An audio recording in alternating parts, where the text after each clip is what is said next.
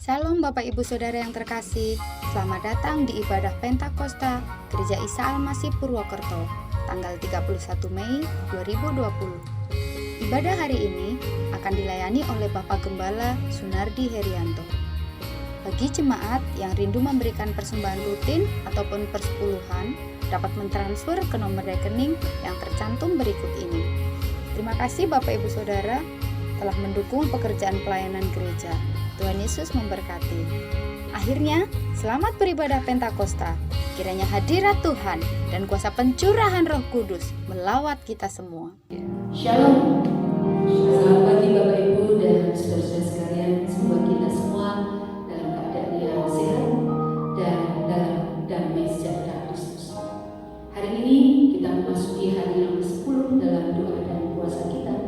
Itu artinya hari ini kita memasuki hari yang bersejarah di gereja, yaitu hari lahirnya Roh Kudus. Karena pada saat hari yang ke-10 Roh Kudus dicurahkan. Dan seharusnya pada saat-saat seperti ini gereja merayakan hari yang besar dan bersejarah ini, termasuk kita. Tetapi ternyata sampai hari ini kita masih menahan kerinduan untuk bertemu satu dengan yang lain, karena masih harus beribadah dibatasi dengan layar. Namun jemaat Tuhan, kiranya kita semua masih dalam semangat untuk setia dan mencintai Tuhan. Bahkan roh kita terus bergelora, menyala-nyala untuk melayani Tuhan. Segala sesuatu bisa kita lakukan untuk mengerjakan pelayanannya, meskipun kita ada di rumah dalam keadaan kekurangan, kita tetap bisa melayani dengan cara kita masing-masing. Seperti firman Tuhan yang tertulis dalam Roma 12 ayat 11 dikatakan, biarlah rohmu menyala-nyala dan melayanilah Tuhan. Mari kita bakar semangat kita supaya terus menyala untuk melayani Tuhan.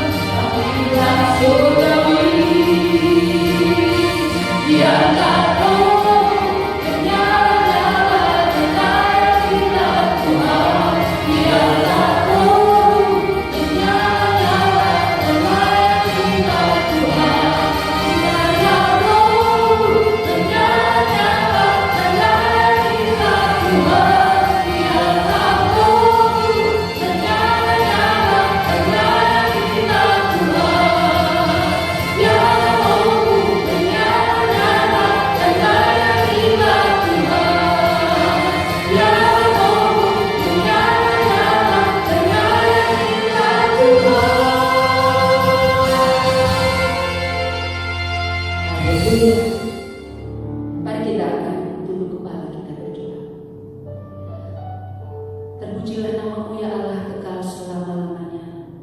Allah yang kami kenal di dalam nama Tuhan Yesus Kristus, Allah yang sangat baik, nama-Mu layak kami tinggikan, kami puji.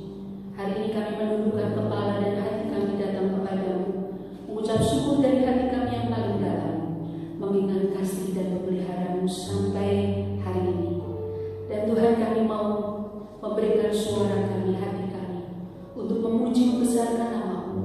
Dan bahkan nanti kami akan mendengarkan firman-Mu.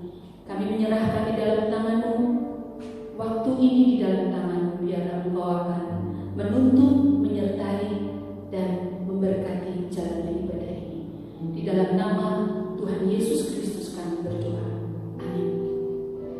Kerinduan para murid pada waktu itu untuk menerima janji Yesus, yaitu akan mengirimkan Roh Kudus atas mereka. Dan setelah Roh Kudus dicurahkan, mereka menjadi orang-orang yang dipakai Tuhan luar biasa. Mereka menjadi saksi-saksi Kristus kemanapun mereka berada, sehingga banyak jiwa dimenangkan, banyak jiwa bertobat dan percaya kepada Tuhan. Kiranya itu juga menjadi semangat kita, karena kita pun telah menerima Roh Kudus yang sama di dalam hidup kita. Mari dengan rendah hati, izinkan Roh Kudus pun menuntun, menguasai, bekerja dengan leluasa dalam hidup kita, sehingga kita pun dapat dipakai sebagai saksi-saksinya di akhir zaman ini. Mari kita akan terus datang kepadanya. Kita akan membuka hati pikiran kita untuk mendengarkan firman Tuhan, dan biarlah nama Yesus terus ditinggikan.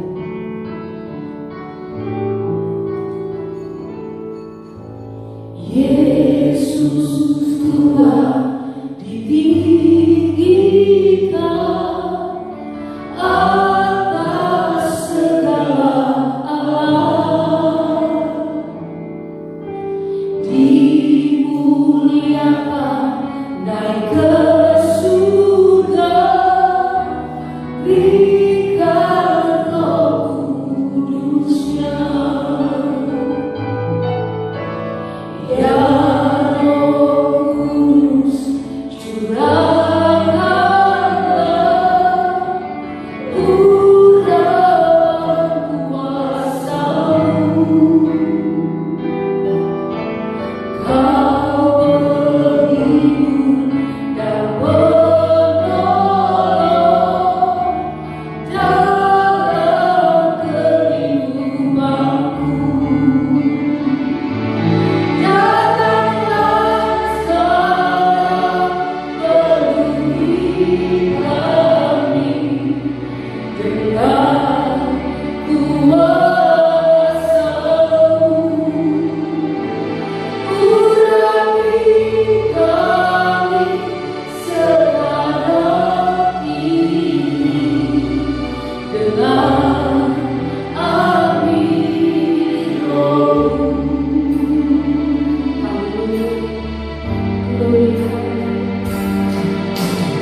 Yesus Tuhan ditinggikan atas segala alam,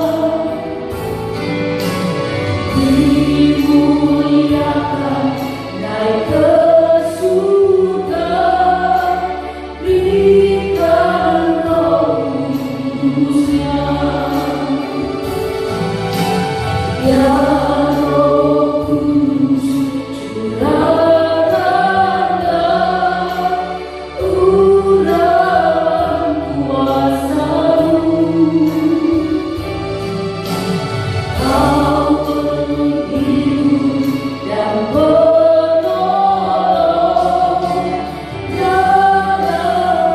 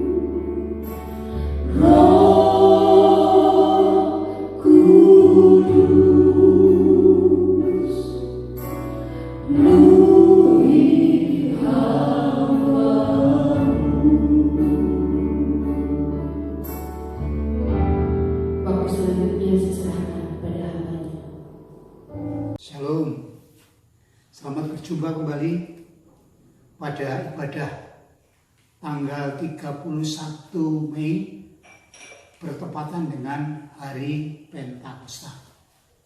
Hari Pentakosta ini bagi kita adalah puncak dari 10 hari doa dan puasa. Puji Tuhan, kita sudah menyelesaikannya hari demi hari. Dalam doa dan puasa, Tuhan sudah memimpin dengan cara yang cukup indah dan baik. Banyak orang terlibat di dalamnya, meskipun kita tidak berkumpul, tetapi semangat Pentakosta kita masih berjalan. Haleluya. Pagi ini saya akan menyampaikan firman Tuhan dengan judul Kegenapan Pentakosta. Sebenarnya Pentakosta adalah bukannya sekedar kegerakan, sekedar panen, tapi Pentakosta adalah memuat janji yang sangat luar biasa indahnya bagi murid-murid pada waktu itu, para rasul dan orang percaya sesudah itu. Baiklah, mari saya akan membacakan firman Tuhan yang diambil dari Yohanes 14 ayat 15 sampai 18 dan nanti juga Kisah Rasul pasal 2 ayat 1 sampai 4. Demikian bunyi firman Tuhan, Yohanes 14 ayat yang 15 sampai 18. Jikalau kamu mengasihi aku, kamu akan menuruti perintahku. Aku akan meminta kepada Bapa, dan Ia akan memberikan kepadamu seorang penolong yang lain, supaya Ia menyertai kamu selama-lamanya, yaitu Roh kebenaran. Dunia tidak dapat menerima Dia, sebab dunia tidak melihat Dia dan tidak mengenal Dia. Tetapi kamu mengenal Dia, sebab Ia akan menyertai kamu dan diam di dalam kamu. Aku tidak akan meninggalkan kamu sebagai yatim piatu. Aku akan datang kembali kepadamu. Dalam bagian ayat firman Tuhan yang ditulis Yohanes ini merupakan janji Tuhan Yesus di dalam memberikan Roh Kudus pada hari Pentakosta.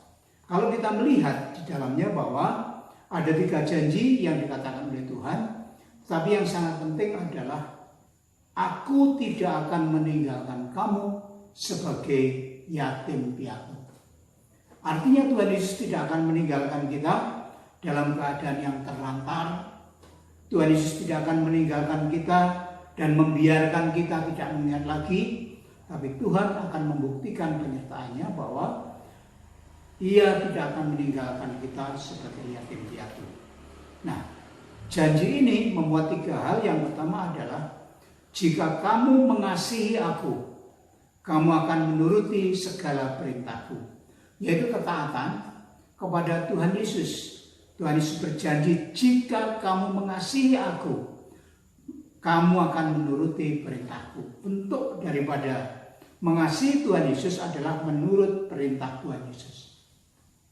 Itu adalah janji yang pertama di mana harus berlaku dalam hidup kita. Janji yang kedua, Tuhan Yesus berkata, aku akan minta kepada Bapa supaya Ia memberikan kepadamu seorang penolong yang lain, supaya Ia menyertai kamu selama-lamanya, yaitu Roh kebenaran.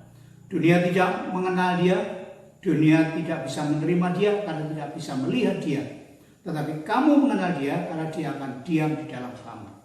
Janji Tuhan Yesus mengenai seorang penolong yang lain yang disebut Parakletos dan juga Roh kebenaran, di mana Roh ini akan memimpin kita, akan melindungi kita, akan bersama dengan kita, di dalam kita, menyertai selama-lamanya. Itulah yang menyebabkan kita tidak yatim piatu, kita tidak ditinggalkan lagi, tapi bersama-sama dengan Dia. Dan janji yang ketiga bahwa Tuhan Yesus mengatakan, aku akan datang kembali. Kedatangan Tuhan Yesus yang kedua kali merupakan janji yang sangat indah. Pokok pengharapan Kristen yang membuktikan kebenaran, keberkatan, semua janji akan diterima oleh orang percaya. Itulah sebabnya Tuhan Yesus menjadikan kita, berjanji kepada kita, tidak akan membiarkan kita sebagai yatim piatu. Akankah Pentakosta ini sebagai puncak ketaatan kita akan perintah Tuhan? Akankah Pentakosta sebagai puncak di mana kita bisa menyatu dengan Roh penolong, dengan Roh kebenaran? Akankah dalam Pentakosta ini kita akan memandang kepada kedatangan Tuhan Yesus yang kedua kali. Kemudian di dalam Kisah Para Rasul pasal 2 ayat 1-4 merupakan sejarah bukti bagaimana Pentakosta itu dirubah oleh Tuhan Yesus. Pentakosta hari ke-50 adalah musim panen bagi orang Yahudi, sama Tuhan Yesus dipakai sebagai hari raya panen jiwa, pelawatan dan penurunan Roh Kudus secara resmi kepada setiap orang murid. Demikian bunyi firman Tuhan. Ketika tiba hari Pentakosta, semua orang percaya berkumpul di satu tempat. Tiba-tiba turunlah dari langit suatu bunyi seperti tiupan angin keras yang memenuhi seluruh rumah di mana mereka duduk, dan tampaklah kepada mereka lidah-lidah seperti nyala api yang bertebaran dan hinggap pada mereka masing-masing. Maka penuhlah mereka dengan Roh Kudus, lalu mereka mulai berkata-kata dalam bahasa-bahasa yang lain. Dalam kisah ini ditulis oleh Lukas bahwa Pentakosta itu kegenapan sejarah. Pentakosta itu dirubah oleh Tuhan sesuai apa yang dijanjikan Tuhan. Tuhan memberikan penolong, memberikan Roh Kudus. Roh Kudus dicurahkan pada saat itu. Tuhan akan membaptis dengan roh dan kebenaran. Tuhan akan membaptiskan roh kita dengan Roh Kudus. Digenapi pada waktu itu. Sehingga Pentakosta adalah sebuah kegenapan janji. Kegenapan janji yang sudah diberikan Tuhan kepada kita. Kegenapan janji bukti Yesus tidak berbohong. Kegenapan janji bukti Yesus adalah Tuhan. Dan dialah yang mengatakan bahwa aku tidak akan meninggalkan kamu sebagai yatim piatu. Bapak, Ibu, dan saudara sekalian, jika kita memperhatikan firman Tuhan ini, hati kita jadi kuat. Kenapa? Karena seringkali di dalam dunia ini kita bertanya-tanya, kapan Tuhan Yesus datang? Kapan Tuhan Yesus datang? Para tokoh-tokoh berkata sebentar lagi Tuhan datang. Sebentar lagi Tuhan datang, tapi tidak datang-datang, dan akibatnya kita seperti yatim piatu, seperti orang yang ditinggalkan, seorang yang merana. Tetapi janji Tuhan kedatangannya itu tidak hanya sebagai fokus kedatangan Tuhan yang kedua dalam dunia, tetapi yang sebagai fokus adalah Tuhan memberikan penolong yang lain. Tuhan memberikan roh kebenaran. Mungkinkah kita sudah memakai roh penolong? Mungkinkah kita sudah memakai roh kebenaran, bersekutu dengan Dia dalam hidup kita, sehingga keyatim piatuan kita sungguh-sungguh sudah ditiadakan. Saya sudah yatim piatu. Saya merasakan bagaimana tidak ada ayah, tidak ada ibu.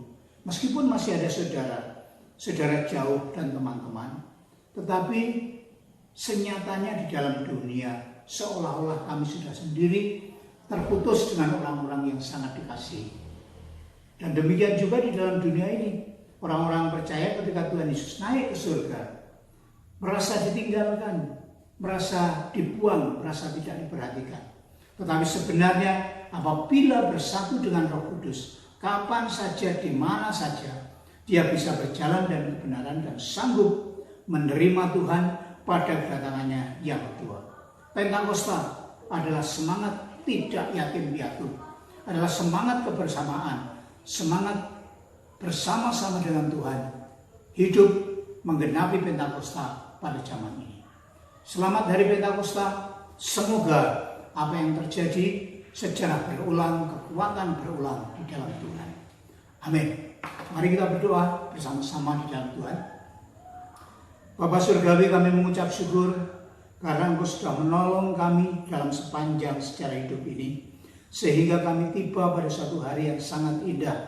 Setelah kami berdoa 10 hari, berpuasa 10 hari, kami boleh dipuaskan, dikenyangkan, dihiburkan kembali bahwa Pentakosta datang lagi, lawatan Roh Kudus datang lagi, kebersamaan yang tak terpisahkan kami alami lagi, dan kami tidak lagi menjadi yatim piatu. Apa kami menyerahkan setiap orang percaya, jemaatmu, umatmu di tempat ini.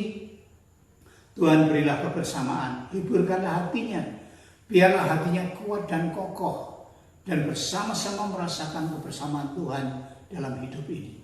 Kami mengucap syukur untuk kasih karunia-Mu sejauh ini, selama ini, sehingga kami tetap kuat di dalam Engkau. Kau pelihara iman kami, Kau cukupkan kebutuhan kami, dan biarlah kami terus berharap sampai Tuhan Yesus datang yang kedua kali. Terima kasih Bapak, demikian doa kami. Kiranya Kau memberkati kami yang ada di sini dan saudara-saudara kami dimanapun mereka berada. Kami mengucap syukur menyerahkan seluruh umat-Mu ke dalam tangan-Mu. Marilah kiranya rahmat, anugerah, dan berkat di dalam nama Allah Bapa, dalam nama Tuhan Yesus Kristus, dalam persekutuan dengan Tuhan Roh Kudus menyertai memberkati kami hari demi hari, langkah demi langkah, sampai Tuhan Yesus menjemput kita sebagai salah-salehnya pada hari Maranatha. Terimalah semua berkat ini di dalam nama Tuhan Yesus. Haleluya. Selamat Pentakosta. Jangan menjadi yatim piatu, tapi kuat bersama dengan Tuhan. Amin. Sampai jumpa kembali.